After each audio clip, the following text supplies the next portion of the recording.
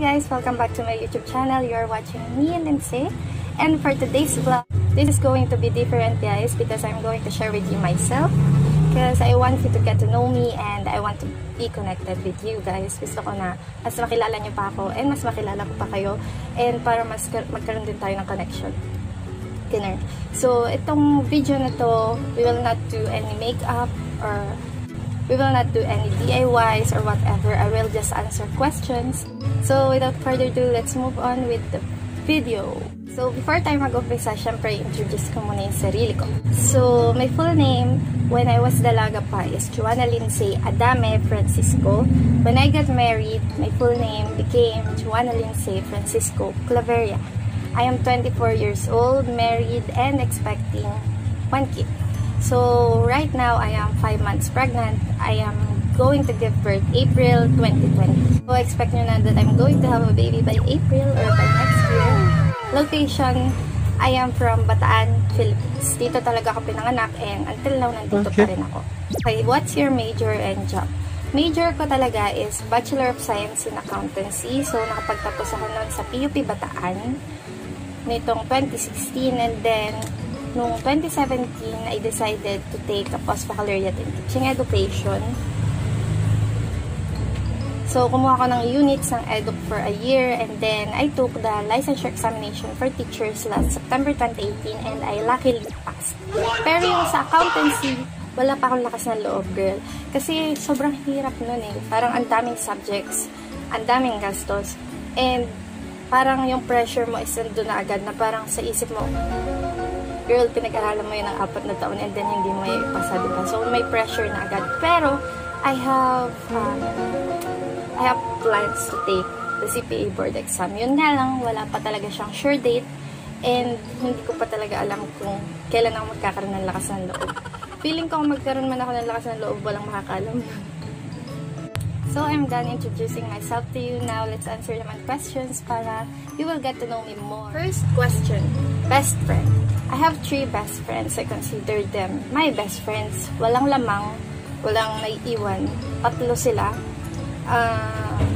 Best friend ko sila ever since high school. Si Genesis, si Roslyn, at si Kimberly. So, silang 3, ever since high school, nagkikita-kita na kami every Pasko, every New Year. Doon kami sa bahay nila Kim. Nanonood lang kami ng movie and kumakain lang.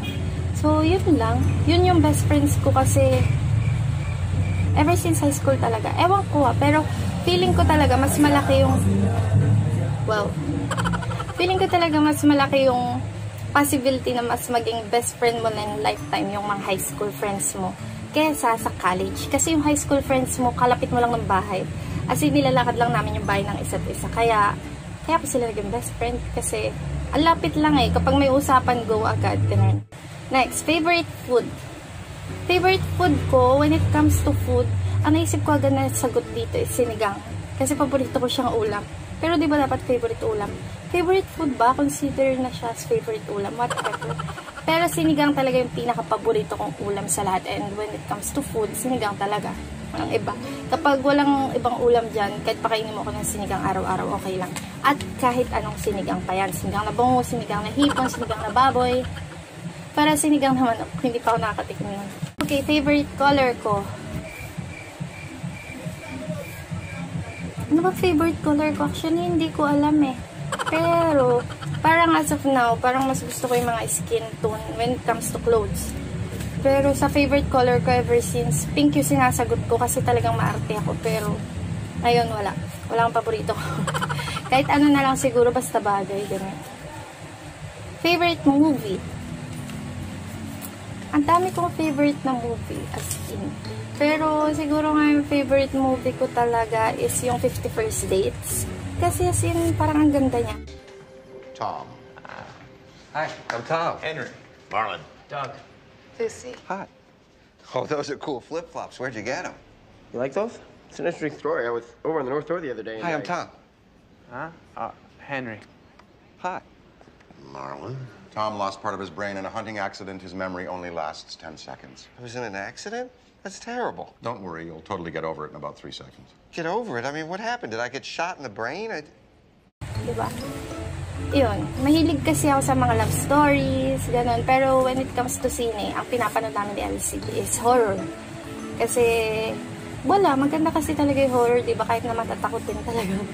Yung tipong hindi ka na makapag-CR habang nasa sinihan ka kasi takot na takot ka. Pero, mas more on love stories ako. Ganun. Favorite book? Hindi ako mahilig sa libro. Dati may nabasa ko ng high school, yung Diary of Anne Frank, and nagandahan ako. So, siguro yun na yung favorite book ko. Places to visit. Favorite place to visit ko is ukay-ukay. Wala nang iba. So, kung gusto niyo akong pasayahin, bigyan niyo lang ako ng pang-ukay, and pupunta ako sa ukay-ukay, pasaya na ako. Ganun. Favorite animal? Syempre, yung mga nakakakilala sa akin, alam nyo na, favorite animal or pet ko is dogs. When it comes to dogs talaga, kaya ko pumatay ng tao.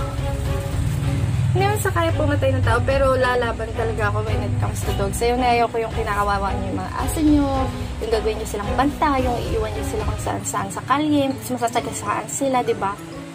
Knowing na may amo sila at kayo yun. So, iyon. Sa dami na nang naging aso ko, lahat sila iniyakan ko. Naalala ko pa nun, talaga, si Chin, iniyakan ko siya ng bongga. Si Chin kasi pinakauna kong aso tumagal sa amin talaga. 7 taon siya. And then si Chin nagkaroon siya ng anak, which is si Otis, na namatay lang siya nitong July 28. Grabe, yun yung pinaka-worst experience ko talaga. Kasi si Otis talaga, best friend ko talaga siya. Kasi sobrang bait na aso niya. Alam mo, sobrang bait niya.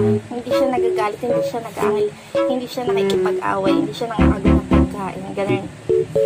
So yun, nung namatay si Otis, share ko lang, naalala ko yung nangyari nun. Kasi namatay siya, tapos may pasok ako sa office. Ako kasi, bilang adulting na rin, diba? Kahit may pinagdadaanan ka, unless may sakit ka, syempre medyo emergency naman yun. Pwede kang di pumasok. Pero kapag ganun, adulting is papasok ka. Alam mo yun, nasa office ako guys, talagang iyak ako ng iyak. As in, iyak ako ng iyak. Tapos banggitin lang nila, syempre sinabi ko rin sa office mates ko, banggitin lang nila yung aso. Talagang iyak ako. Walang pakialam kahit kung sino yung nakakakita sa akin na umiiyak. Pero talagang iyak ako. And then pag uwi ko, iyak pa rin ako. And then iyak pa rin ako. Hindi na uubos yung iyak ko. And until now, pag naisip ko si Otis, na iyak pa rin ako.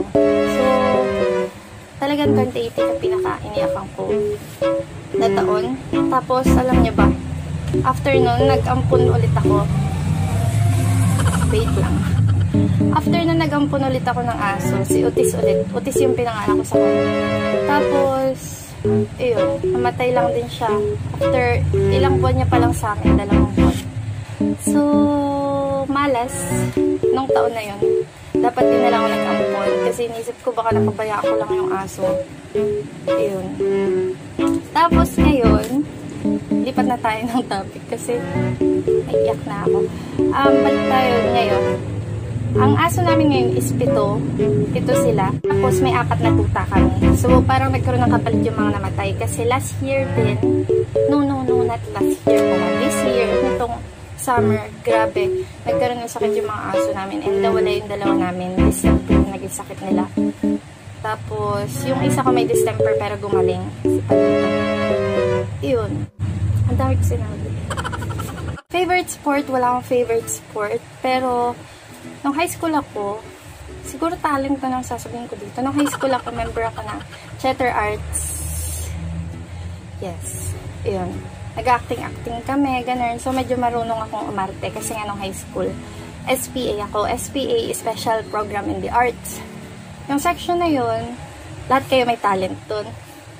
Pwedeng sumasayaw ka, kumakanta, ganun. Tapos nag-acting, drawing. So, member ako ng theater arts. So, feeling ko, yun na lang dito. Favorite toy ko, teddy bears. May nagtitinda ng kutsinta.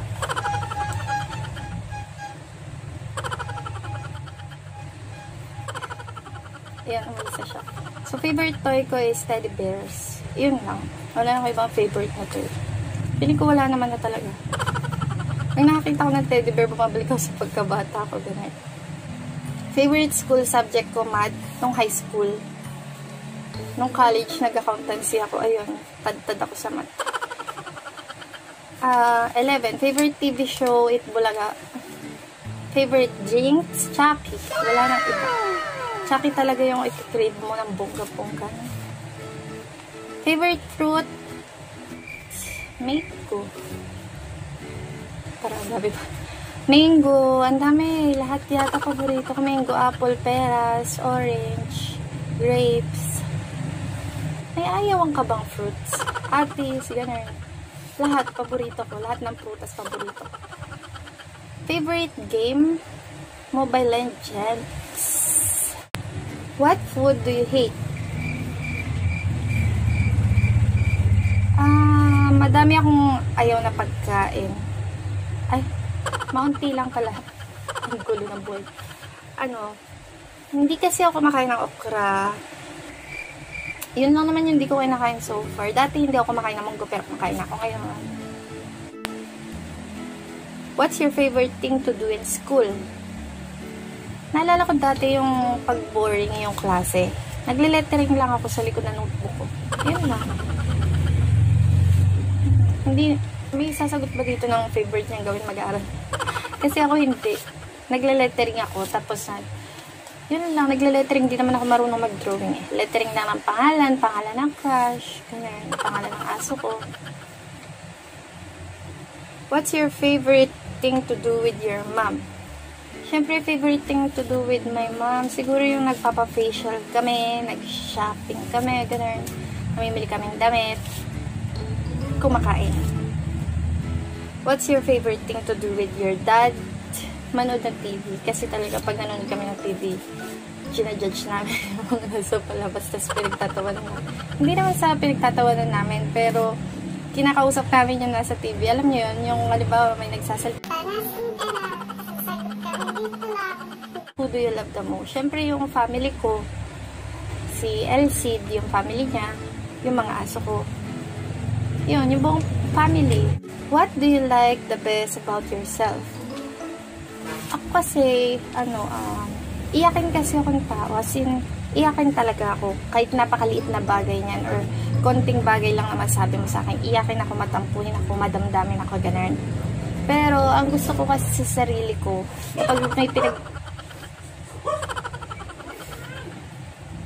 kapag may pinagdadaanan ako, ganun, iiyak ko lang siya. And then, after kong umiyak, okay na ako. Alam niyo yun, yung kailangan ko lang siya iiyak, and then okay na ulit ako. Yung ang hina-hina ko kasi umiiyak ako, tapos maya-maya, pagkatapos kong maiiyak lahat, malakas na ulit ako. Yun yung pinakagusto ko sa sarili ko. Hindi ako yung talagang nada-down. Ganun. What is something you're proud of? Feeling ko yung pinaka-proud ko talaga is yung naipasa ko yung licensure examination for teachers kasi hindi naman kasi ako graduate ng eduk, diba? So, what do you expect? And then that time talaga sinasabi ko rin sa sarili ko na kung di ko ito may pasa, okay lang. Siyempre, isa pa din is yung nakagraduate ako, ganyan. Pero so far, wala pa naman akong yung talagang proud na proud ako sa sarili ko. Kasi feeling ko, yung ikaka-proud ng sarili ko is yung makapagpatayo ako ng sarili kong negosyo. Ganun. Yun talaga yung pinaka-dream ko and goal ko in life. And feeling ko pag nakapagpatayo ako ng negosyo, yun talaga magiging proud na ako sa sarili ko. Okay, so yun na yung mga questions para mas makilala nyo ako. Kung may iba pa kayong tanong, you can PM me, send me a message or whatever. All my social media accounts naman are down below. Don't forget to like this video and give it a thumbs up. And don't forget to subscribe down below. Bye guys! See you on my next vlog.